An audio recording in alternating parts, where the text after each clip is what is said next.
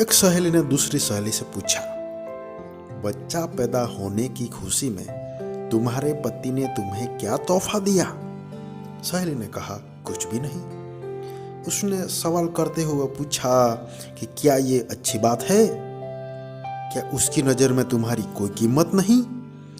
लफ्जों का ये जहरीला बम गिराकर वो सहेली दूसरी सहेली को अपनी फिक्र में छोड़कर चलती बनी। थोड़ी देर बाद शाम के वक्त उसका पति घर आया और पत्नी का मुंह लटका हुआ पाया। फिर दोनों में झगड़ा हुआ, एक दूसरे को लानतें भेजी, मारपीट हुई। आखिर पति पत्नी में तलाक हो गया। जानते हैं प्रॉब्लम की शुरुआत कहां से हुई? उस फिजूल जुमले से जो उसका हालचाल जानने आई सहेली ने कहा था। विकास जी ने अपने जिगरी दोस्त पवन से पूछा, तुम कहाँ काम करते हो? मनोज जी ने कहा, फला दुकान में। विकास जी ने कहा, कितनी तनख्वाह देता है मालिक? मनोज जी ने कहा, 18,000। विकास जी ने कहा, 18,000 रुपए बस? तुम्हारी जिंदगी कैसे कटती है इतने पैसों में? मनोज जी ने गहरी सांस लेते हुए, बस यार क्या बताऊं। मीटिंग खत्म हुई। कुछ दिनों के बाद मनोज जी अब अपने काम से बेरुखा हो गया और तनख्वाह बढ़ाने की डिमांड कर दी, जिसे मालिक ने रद्द कर दिया। पवन ने जॉब छोड़ दी और बेरोजगार हो गया। पहले उसके पास काम था, अब काम नहीं रहा।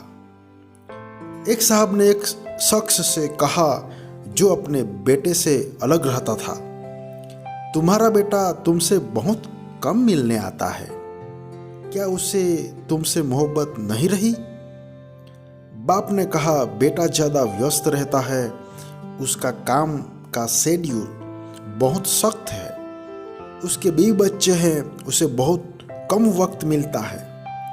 पहला आदमी बोला, वाह क्या बात हुई, तुमने उसे पाला पोसा, उसकी हर ख्वाहिश पूरी की, अब उसके बुढ़ापे में व्यस्तता की वजह से मिलने का वक्त नहीं मिलता है, तो यह ना मिल सकने का बहाना है। इस बातचीत के बाद बाप के दिल में बेटे के प्रति शंका पैदा हो गई। बेटा जब भी मिलने आता वो यही सोचता रहता कि उसके पास सबके लिए वक्त है सिवाय मेरे। याद रखिए, जुबान से निकले शब्द दूसरे पर बड़ा गहरा असर डालते हैं। बेशक कुछ लोग की जुबानों से शैतानी बोल निकलते हैं। हमारी रोजमर्रा की जिंदगी में बहुत से सवाल हमें बहुत मासूम लगते हैं, जैसे तुमने यह क्यों नहीं खरीदा, तुम्हारे पास यह क्यों नहीं है, तुम इस शख्स के साथ पूरी जिंदगी कैसे चल सकती हो, तुम उसे कैसे मान सकते हो, वगैरह वगैरह।